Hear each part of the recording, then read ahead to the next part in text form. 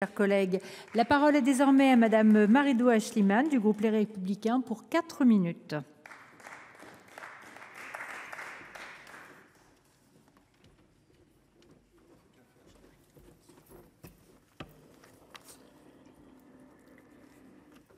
Madame la Présidente, Madame la Ministre, mes chers collègues, dans la France de 2024, la psychiatrie est anxieuse, la psychiatrie est troublée, la psychiatrie est déprimée. Décrite à juste titre comme le parent pauvre du système de soins, la psychiatrie médicale dédiée à la santé mentale est aujourd'hui parmi les moins attractives et les moins choisies par les étudiants en médecine. Cette crise de la psychiatrie, qui touche aussi la psychiatrie infanto-juvénile, se traduit fatalement par une insuffisante prise en charge de la santé mentale des jeunes. Est-il juste d'ériger cette dernière en grande cause nationale? Oui, cela va sans dire. Est-il néanmoins suffisant? Non, évidemment. La dégradation continue de la santé mentale n'est pas spécifique aux jeunes, mais il faut rappeler, à la suite de Freud et de la plupart des psychiatres, que c'est dans l'enfance et l'adolescence que se construit la psychologie du futur adulte. C'est là que se joue toute la dramaturgie de la vie psychique de l'individu.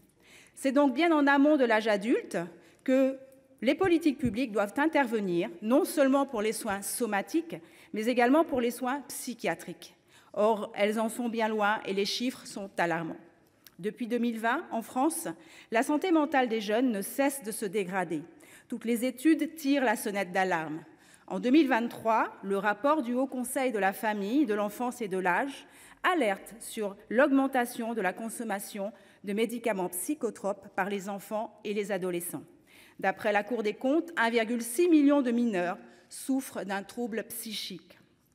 L'acuité de ce problème dans ma région d'Île-de-France a même suscité une question d'intérêt majeur qui débouche sur un vaste programme de recherche. Ainsi, 78% des jeunes franciliens déclarent des signes de dépression modérés ou sévères et 25% ont pensé au suicide. Ce fléau repose sur des causes multifactorielles amplifiées par la crise sanitaire.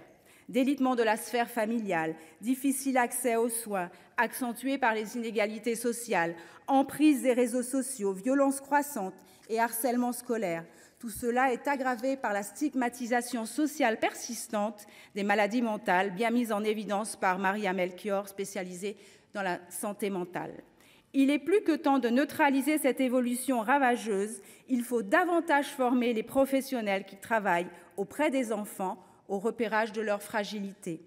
De vrais moyens doivent être mis sur la prévention. Comme le souligne le rapport des 1000 premiers jours, les 3 premières années de l'enfant constituent les prémices de la santé et du bien-être de l'individu tout au long de la vie. Il faut mettre fin au désengagement de l'État en matière de médecine scolaire, laissée à la charge des communes sans les moyens financiers nécessaires.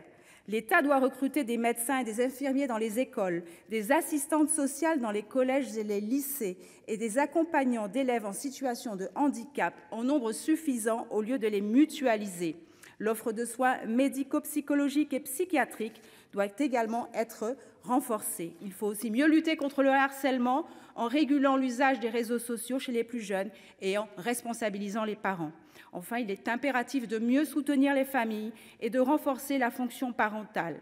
Il faut souligner que les territoires où la parentalité est la moins accompagnée sont ceux où la situation de la santé mentale des adolescents est la plus dégradée. C'est particulièrement le cas des territoires d'outre-mer.